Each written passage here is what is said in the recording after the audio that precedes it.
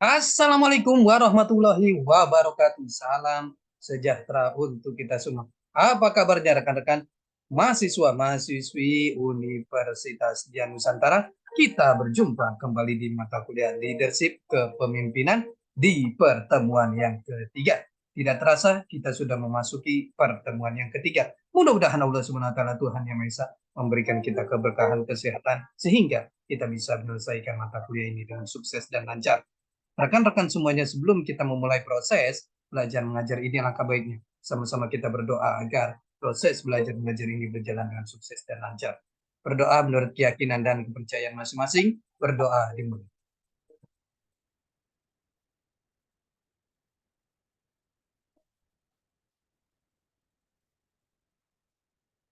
Selesai. Rekan-rekan semuanya, di pertemuan yang ketiga ini kita akan membahas materi yang sangat menarik sekali. Mohon izin saya share materinya. Di pertemuan yang ketiga ini kita akan membahas materi mengenai perspektif tentang perilaku kepemimpinan yang efektif. Ini adalah materi yang sangat menarik sekali. Perspektif tentang perilaku kepemimpinan yang efektif. Kepemimpinan adalah proses mengarahkan dan mempengaruhi aktivitas yang berkaitan dengan tugas dari para anggota kelompok.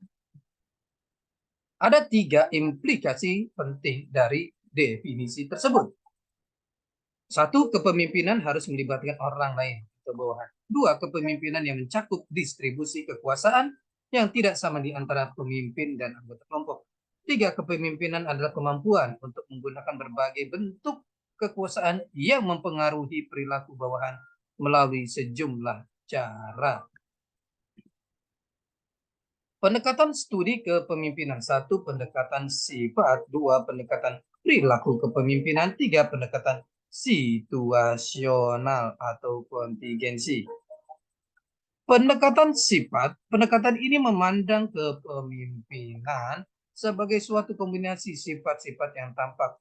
2, pendekatan. 1, membandingkan sifat orang yang menjadi pemimpin dengan sifat orang yang menjadi pengikut atau tidak menjadi pemimpin. Pemimpin cenderung lebih tinggi, lebih percaya diri, dan mempunyai kebutuhan akan kekuasaan yang lebih besar. Sehingga muncul anggapan bahwa pemimpin dilahirkan bukan dibuat. Pendekatan sifat. Kita lihat di sini 2, mengidentifikasi ciri-ciri dan sifat-sifat yang dimiliki oleh para pemimpin efektif. Menurut Edwin Giselli, sifat-sifat yang dimiliki oleh pemimpin efektif adalah kemampuan dalam kedudukan sebagai pengawas, supervisor ability, kebutuhan akan prestasi dalam pekerjaan, kecerdasan, ketegasan, decisiveness, kepercayaan diri, inisiatif. Sementara Kate Davis berpendapat bahwa ada 4 sifat yang mempunyai pengaruh terhadap kesuksesan kepemimpinan organisasi, yaitu kecerdasan, kedewasaan, dan keluasan hubungan sosial, motivasi dan dorongan berprestasi, serta sikap-sikap hubungan manusiawi. Pendekatan perilaku kepemimpinan. Pendekatan ini mencoba untuk menentukan apa yang dilakukan oleh para pemimpin efektif, bagaimana mereka mendelegasikan tugas, bagaimana mereka berkomunikasi dan memotivasi mereka, bagaimana mereka menjalankan tugas. Pendekatan ini menyatakan bahwa perilaku kepemimpinan dapat dipelajari atau dikembangkan sehingga individu-individu dapat dilatih dengan perilaku kepemimpinan yang tepat agar mampu memimpin lebih efektif. Pendekatan perilaku kepemimpinan. Pendekatan perilaku memusatkan perhatiannya pada 2 aspek perilaku kepemimpinan. 1, pendekatan perilaku kepemimpinan yang menekankan pada fungsi-fungsi yang dilakukan pemimpin dalam kelompoknya. Fungsi-fungsi yang berhubungan dengan tugas, task related, atau pemecahan masalah, fungsi-fungsi pemeliharaan kelompok, group maintenance, atau sosial. Pendekatan perilaku kepemimpinan. Kita lihat pendekatan perilaku kepemimpinan yang memusatkan pada gaya kepemimpinan dalam hubungannya dengan bawahan. Gaya dengan orientasi tugas, task oriented. Manajer berorientasi tugas mengarahkan dan mengawasi bawahan secara tertutup untuk menjamin bahwa tugas dilaksanakan sesuai dengan yang diinginkan. Gaya dengan berorientasi karyawan employee oriented. Manajer dengan gaya kepemimpinan ini lebih memperhatikan anggota kelompok untuk melaksanakan tugas-tugas dengan memberikan kesempatan pada bawahan untuk berpartisipasi dalam pembuatan keputusan. Menciptakan suasana persahabatan serta hubungan-hubungan saling mempercayai dan menghormati anggota kelompok. Teori-teori yang berkaitan dengan perilaku kepemimpinan. Kita lihat di sini ada teori X dan Y dari Douglas McGregor, 2 sistem manajemen dari Likert, 3 jenjang manajerial dari Robert Black, James Moulton, 4 studi Ohio State. Teori X dan Y dari Douglas McGregor. Teori X, rata-rata pembawaan manusia malas atau tidak menyukai pekerjaan dan akan menghindarinya bila mungkin. Karena karakteristik manusia tersebut, orang harus dipaksa, diawasi, diarahkan, atau diancam dengan hukuman agar mereka menjalankan tugas untuk mencapai tujuan-tujuan organisasi. Rata-rata manusia lebih menyukai diarahkan, ingin menghindari tanggung jawab, mempunyai ambisi relatif kecil, dan menginginkan keamanan atau jaminan hidup di atas segalanya. Teori Y, orang akan melakukan pengendalian diri dan mengarahkan diri untuk mencapai tujuan yang telah disetujui. Keterikatan pada tujuan merupakan fungsi dari penghargaan yang berhubungan dengan prestasi mereka. Rata-rata manusia dalam kondisi yang layak belajar tidak hanya untuk menerima tetapi mencari tanggung jawab. Ada kapasitas besar untuk melakukan imajinasi, kecerdikan, dan kreativitas dalam menyelesaikan masalah-masalah organisasi yang secara luas tersebar pada seluruh karyawan.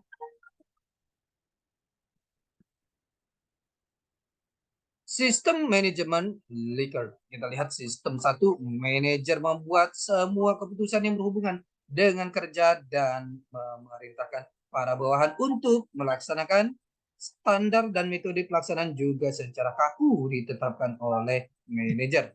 Sistem 2, manajer tetap menentukan perintah-perintah tetapi memberi bawahan kebebasan untuk memberikan komentar terhadap perintah-perintah tersebut.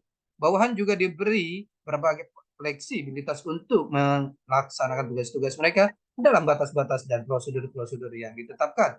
Sistem 3, manajer menetapkan tujuan-tujuan dan memberikan perintah-perintah setelah hal-hal itu didiskusikan terlebih dahulu dengan bawahan.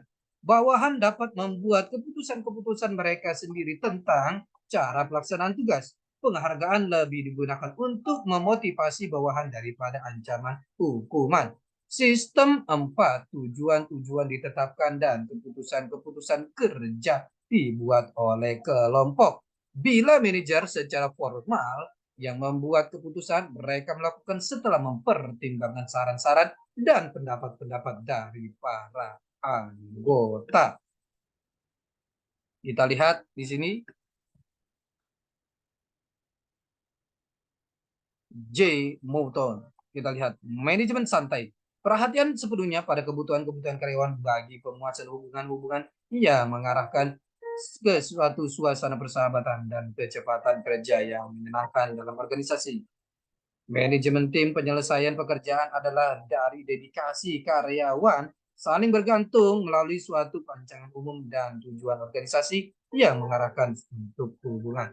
Manajemen manusia organisasi, prestasi organisasi yang memadai dapat dicapai melalui penyeimbang keperluan pelaksanaan kerja dengan pemeliharaan semangat kerja karyawan pada tingkat yang memuaskan. Manajemen jatuh miskin, pencurahan usaha minimal untuk melaksanakan pekerjaan yang diperlukan sesuai dengan kebutuhan untuk memotong anggota organisasi. Wewenang ketaatan efisiensi operasi dihasilkan dari penciptaan kondisi kerja dengan suatu cara di mana unsur manusia dilibatkan pada derajat minimum. Studi Ohio State, kita lihat struktur rendah pertimbangan tinggi, struktur tinggi pertimbangan tinggi, struktur rendah pertimbangan rendah, struktur tinggi pertimbangan rendah. Inilah kita lihat struktur memperkerasai dari studi Ohio State. Pendekatan situasional kontingensi kita lihat di sini. Pendekatan situasional menggambarkan bahwa gaya kepemimpinan adalah tergantung pada faktor situasi, karyawan, tugas, organisasi, dan variabel lingkungan lainnya. Teori, kita lihat rangkaian kesatuan kepemimpinan Tonnenbaum dan Schmidt. Teori ini mengungkapkan bahwa manajer harus mempertimbangkan 3 kumpulan kekuatan sebelum melakukan pemilihan gaya kepemimpinan. Kekuatan dalam diri manajer, sistem nilai, kepercayaan kepada bawahan, kecenderungan kepemimpinan sendiri, perasaan aman dan tidak aman. Kekuatan dalam diri bawahan, kebutuhan akan kebebasan, kebutuhan peningkatan tanggung jawab, kebutuhan dalam penanggapan masalah, kebutuhan dan harapan keterlibatannya dalam pembuatan keputusan. Kekuatan dari situasi, tipe organisasi, efektivitas kelompok, desakan waktu, sifat masalah itu sendiri. Teori kontingensi dari Fiedler. Teori ini menyatakan bahwa efektivitas suatu kelompok atau organisasi tergantung pada interaksi antara kepribadian pemimpin dan situasi. Situasi dirumuskan dengan 2 karakteristik. Derajat situasi di mana pemimpin menguasai, mengendalikan, dan mempengaruhi situasi. Derajat situasi yang menghadapkan manajer pada ketidakpastian. Teori siklus kehidupan dari Hersey dan Bekal. Konsep dasar teori ini bahwa strategi dan perilaku pemimpin harus situasional dan terutama didasarkan pada kedewasaan bawahan. Kedewasaan maturity adalah kemampuan individu atau kelompok untuk menetapkan tujuan tinggi tetapi dapat dicapai serta keinginan dan kemampuan mereka dalam mengambil tanggung jawab.